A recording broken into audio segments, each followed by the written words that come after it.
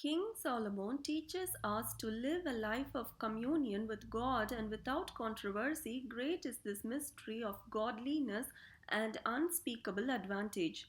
We must have a continual regard to God's perspective, fix God's law and His commandments as our rule. To encourage us to submit ourselves to all the restraints and injunctions of the divine law, we are assured that it is the certain way to live long and prosperity. As grace increases, peace shall increase. We must have a continual regard to God's promises, which go along with His prospects and ought to be received and restrained with them.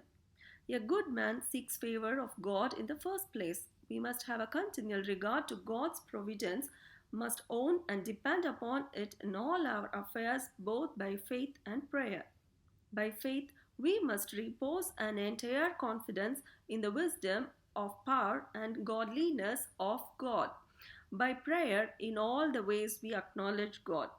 We must live in a humble and dutiful subjection to God and His government. A dutiful subjection, fear the Lord and depart from evil. Honor the Lord with what you have. We must not despise an affliction. It might be light and short, but do not despise any affliction from Father God. We must not be stocks and stones, hardening ourselves under them and concluding we can easily get through them without God. As many as I love, I rebuke and chasten. This is a great comfort to God's children under their afflictions. King Solomon had pressed us earnestly to seek diligently for wisdom. But the question is, what shall we get by it when we have found it? Prospect of advantage is the spring and spur of industry. He therefore shows us how much it will be our profit, laying this down as an unquestionable truth.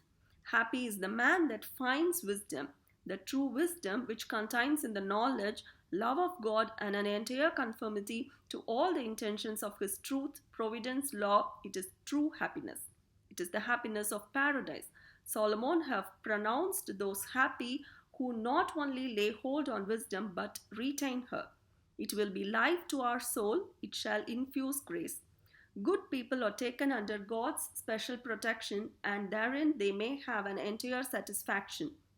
True wisdom contains in the due discharge of our duty towards man, as well as towards God, in honesty as well as pity, and therefore we have diverse excellent prospects of wisdom which relate to our neighborhood. Sinners are hated of God, but saints are beloved by God. The end of sinners will be everlasting shame, the end of saints, endless honor.